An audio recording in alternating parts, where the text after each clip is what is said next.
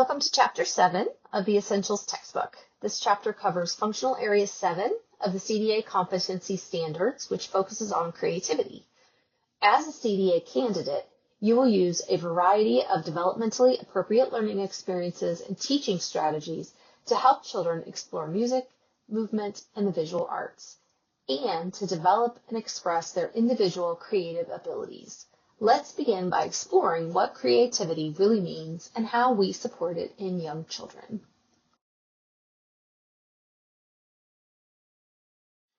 Throughout this chapter, we will explore 7 interconnected ways that early childhood educators support children's creativity.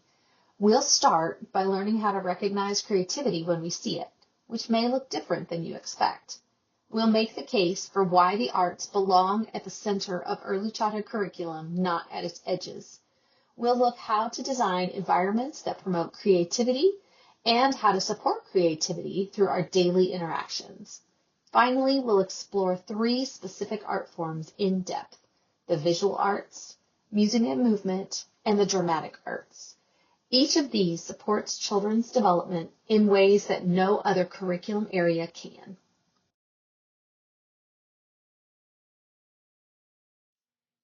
Eisenberg and Jalango define creativity as generating novel ideas in alternative, previously unimagined ways. Notice those 3 words: curiosity, risk-taking, and imagination. Creativity is not just about art. It's about how a child approaches the world. For a child's behavior to be considered genuinely creative, it should have 4 qualities. It should be original, new and unique to that child. It should be relevant, meaningful to the child, not just random. It should be fluent, occurring frequently and with ease, not forced. And it should be flexible, using non-traditional approaches. When you see all 4 of these qualities in a child's behavior, you're watching creativity in action.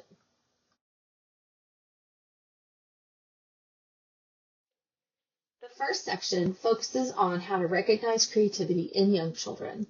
This sounds simple, but it's actually one of the most important skills you'll develop as an early childhood educator, because you can't support what you don't recognize.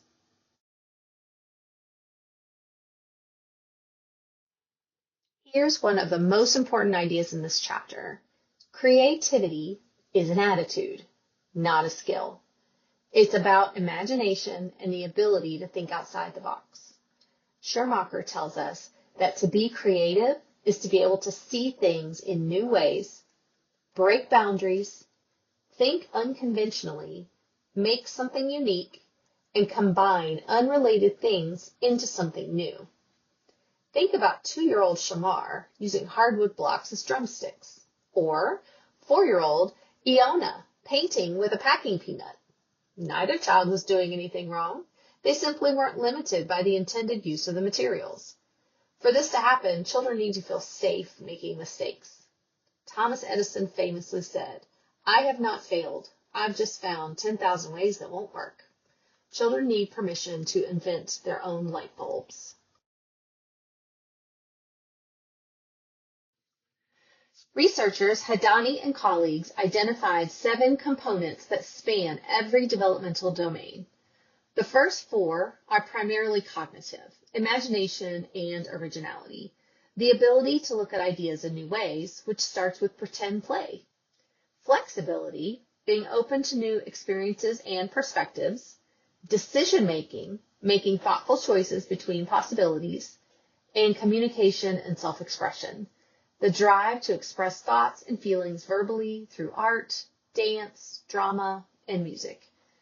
The next 2 are social-emotional: motivation, which is what inspires children to explore, and research shows that intrinsic rewards produce more creativity than external validation; and collaboration, where working as a team encourages considering differing perspectives. The 7th component is physical, action and movement. Research shows that physical activity actually acts as a cognitive enhancer for creativity.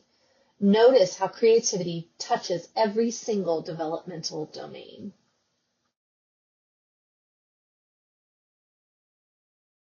It's crucial to distinguish between talent and creativity. These are not the same thing. Talent is an innate natural interest or ability that develops with practice. Creativity is the ability to invent or imagine an original idea, approach, or solution to a problem. A child whose drawings are unrecognizable, who sings off-key, or who dances with less grace may still be profoundly creative. They're learning to experiment, to risk failure, to try new things, and to think with flexibility. Your role as an early childhood educator is not to be a talent scout. Your job is to foster every child's creativity, regardless of its perceived degree.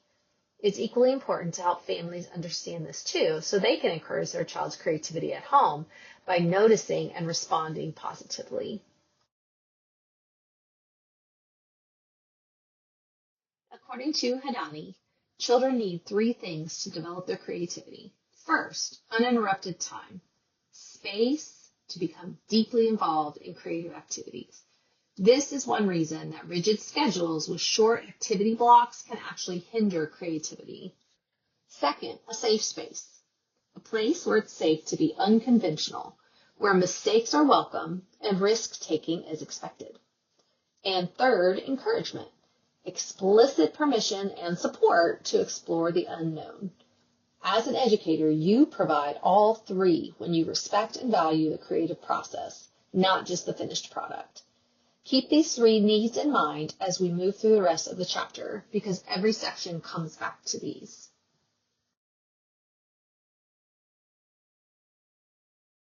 Next, we'll make the case for why the arts belong at the heart of early childhood curriculum, not as an add-on, but as serious learning.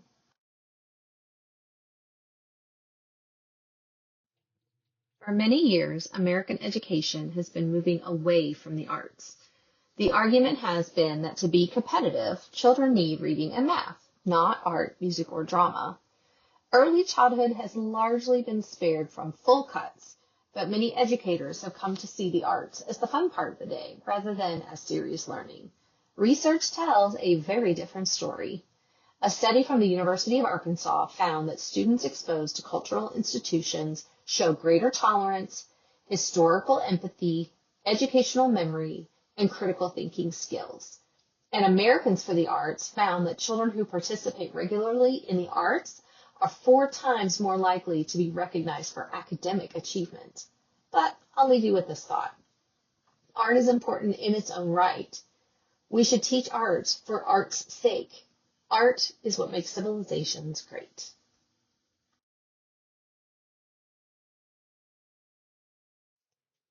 Let's look at how the arts support every developmental domain. Socially and emotionally, art is a window to children's feelings. They express joy, sadness, and fear through painting, music, dance, and drama, and they build self-esteem and social skills along the way. For language development, the arts bring rich vocabulary. Words like collage, kazoo, glide, gallop, and monologue enter children's vocabulary through the arts. Physically, art develops both gross motor skills through painting at easels, marching, and dancing, and fine motor skills through drawing, pasting, cutting, and playing instruments. Cognitively, all arts require symbolization, which is a foundational skill for reading and writing. Children also practice problem solving, seriation, cause and effect, and one-to-one correspondence through art. The arts teach visual learning, how to interpret, critique, and use visual information, which is critical in our digital world. And finally, the arts introduce children to culture and artists from around the world, building appreciation for diversity in ways no other subject can.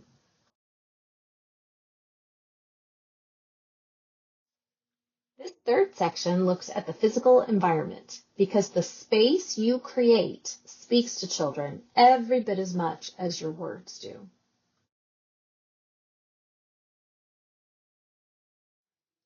Einstein said imagination is more important than knowledge. And Emily Dickinson wrote that imagination lights the slow fuse of possibility. When we think about promoting creativity, The physical environment does most of the work before we ever say a word. Here are the essential elements. First, play.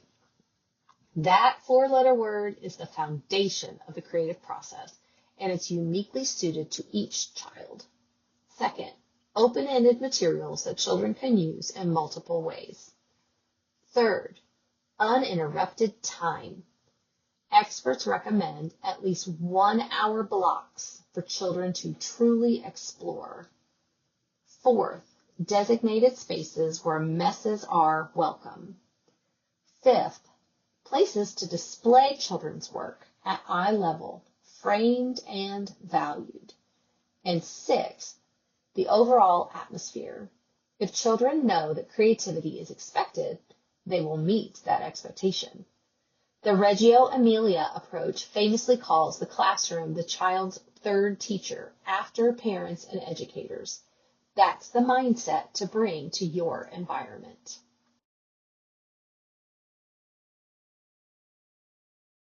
Let's look at how environments shift across age groups. For infants, you're creating safe, open spaces filled with sensory materials, teething rings, rattles, stacking toys, and blocks. Include boldly colored wall art and mobiles from different cultures, soft blocks, push-pull toys, and music with varied beats invite exploration. For toddlers, materials should engage all 5 senses. Include crayons, collage, clay, finger paint, and blocks of different sizes, shapes, and types. Include dress-up clothes and open-ended fabrics. Critically, your environment should reflect the children's home languages and cultures throughout. For preschoolers, emphasize open-ended materials that can be used in multiple ways. Take creativity outdoors. Include loose parts like stones and branches. Set up a mud kitchen. Build a stage for impromptu performances. Use open shelving with labels in pictures, writing, and all the languages children speak. And designate places where children can display their creations, complete with signage they help make so others don't accidentally disturb their work.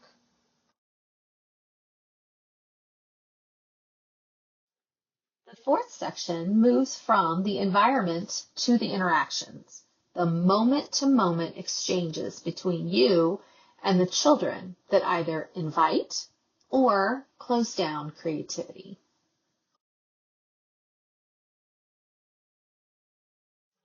Children are naturally more creative than adults. They're less inhibited, less focused on finding the right answer, and less concerned with what others think of them.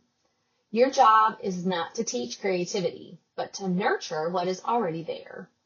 With infants, sing nursery rhymes during routines like diaper changes. Comment on their explorations and concentration. Introduce novelty to familiar objects. And model creativity yourself by using rhymes and nonsense words. With toddlers, acknowledge that they care more about the process than the product. You might say, "I saw you pound and flatten the Play-Doh over and over again." Follow a flexible schedule so toddlers have time to linger. Capitalize on their love of movement. Have them wiggle like snakes and leap like frogs. And, very important, avoid over-instruction, which inhibits toddlers' creativity. With preschoolers, ask lots of open-ended questions. Use direct instruction to introduce new materials, but then let children take the lead. Pose challenges. Value their scribbles as developmentally appropriate. Instead of asking what a drawing is, ask them to describe their work.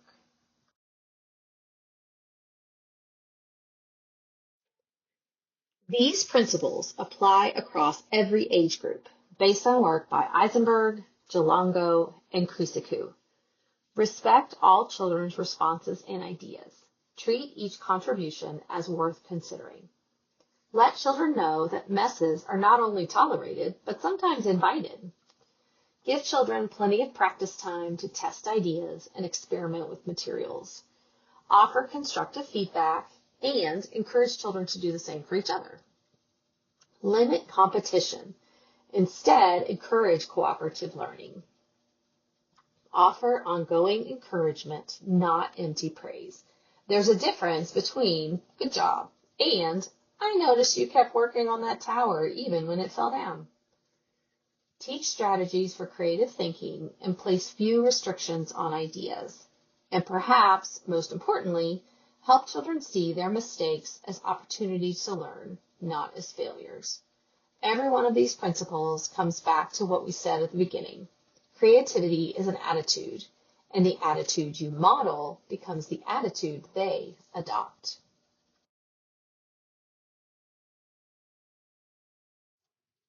Now we'll move into our first specific art form, the visual arts. This includes drawing, painting, sculpting, and creating collages and mobiles.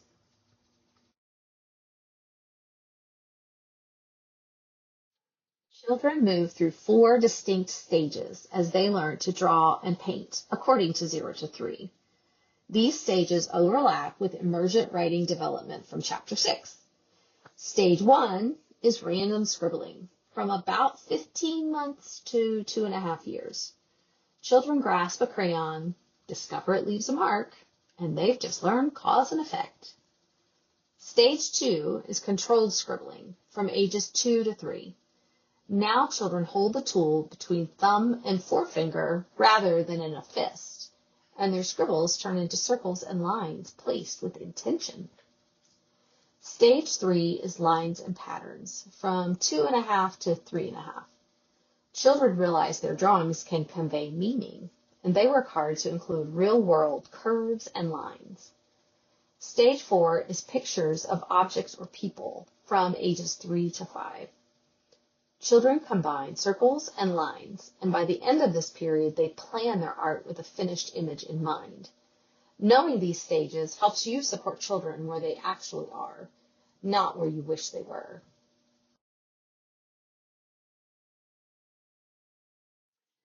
Visual arts experiences need to match children's developmental stage. For young infants, focus on textures and colors. Offer pieces of fabric, ribbons, and carpet pieces. Hang a prism in a sun-filled window. Use board books with different textures. For mobile infants and toddlers, let them explore jumbo crayons on taped down butcher paper. Take them outside with sponges and water to paint on walls and rocks. Offer tissue paper to tear, jumbo chalk, and edible Play-Doh in case it ends up in their mouths. For preschoolers, the world of art opens wide. Introduce painting variations, spatter painting, blow painting through a straw, marble painting, string painting. Let them sculpt with clay, Play-Doh, and oobleck. Weave with potholder looms. Do woodworking with supervision, and make papier-mâché puppets. The key principle across every age: children engage in hands-on, open-ended exploration. If 12 preschoolers are painting today, the day should end with 12 distinct paintings, not 12 copies of the same thing.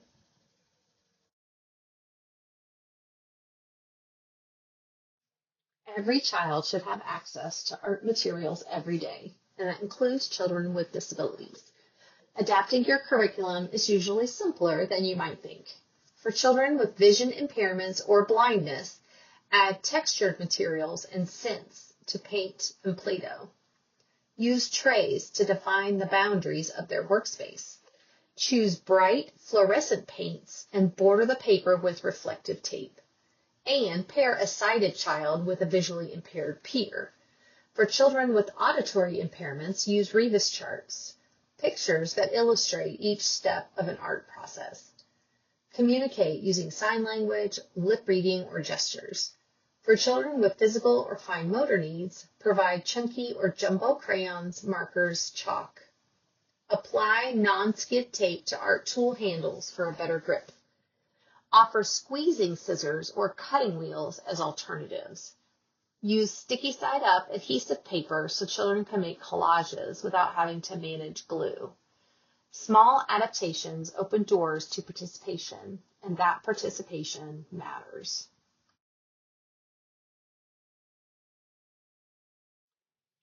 sixth section moves to music and movement, two closely connected art forms that support every domain of development.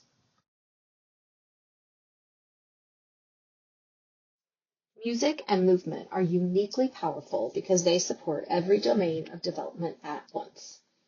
Cognitively, music bridges children's thinking from the concrete to the abstract and builds symbolic understanding, much like language does. Physically, children develop gross motor skills as they leap, crawl, bend, and stretch, and fine motor skills as they play instruments. For language, combining rhythmic movement with speech and song is correlated with inner speech and self-control, which are components of executive function. Math skills grow through counting, patterns, and spatial relationships built into songs and dances. Socially and emotionally, children develop confidence as they learn songs. Music has a calming effect and is a healthy outlet for expressing feelings. And culturally, every culture's roots include music. Every important personal and social event, from birthdays to weddings, celebrates with song. Music honors family heritage in a way few other curriculum areas can.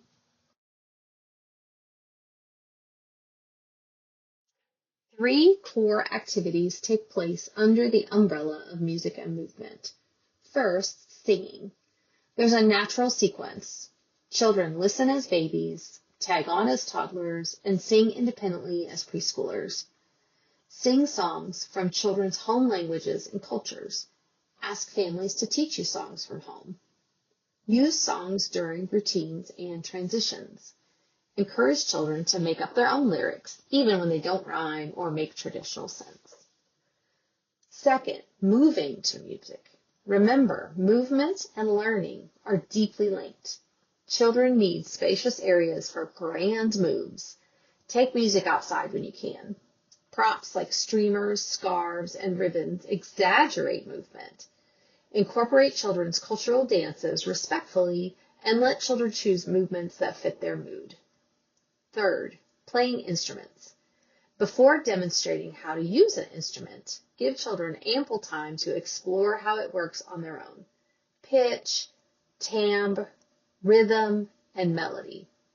Provide rhythm instruments like drums and shakers, instruments from children's home cultures, and invite children to make homemade instruments with you. That investment in the process sparks creativity.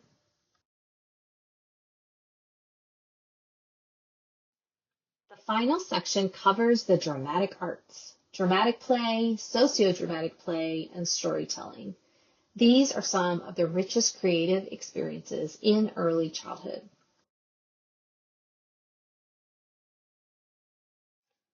Dramatic play develops in predictable stages. As infants, children imitate facial expressions, which lays the foundation for later dramatic play. Around 18 months, children begin symbolic play. A block becomes a car. By age 3, play scenarios include 3 components: plots, roles, and props. In this kind of play, children are the stars, but your role is to be their play coach, their facilitator. Enter the action when momentum stalls. 3-year-old Derek is pretending to make soup but seems stuck. Suggest he pour some into bowls for both of you to taste. Ask open-ended questions to spark thinking. Encourage children to revisit scenarios, which lets them develop deeper plots and see problems in new ways. The second half of dramatic play is being culturally responsive. Select props with children's families in mind: foods, clothing, accessories, dolls, and utensils that reflect the children's cultures. This tells every child, you belong here.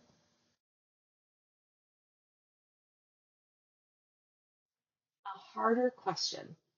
What do you do when children's play turns violent? Children's media is filled with superheroes who kill and maim in creative ways. It's no wonder some of this shows up in dramatic play. Expert Diane Levin tells us that banning violent play rarely works. It just resurfaces. Instead, Turn imitative play into creative play. Observe first to understand what children are actually working on. One of the most effective moves is to shift the focus to what superheroes do that's good. Save lives, promote peace, act with kindness. Children who have witnessed real violence in their home, neighborhood, a war-torn country, or through media may genuinely need to process those experiences through play. Patience and empathy let them move through it. The second part of this slide is storytelling and story retelling. When children retell a story, their understanding deepens. Let children choose the books or stories. Help them secure props and costumes. Give them time and space to plan and practice. And revisit the reenactment afterward to link it back to the original story.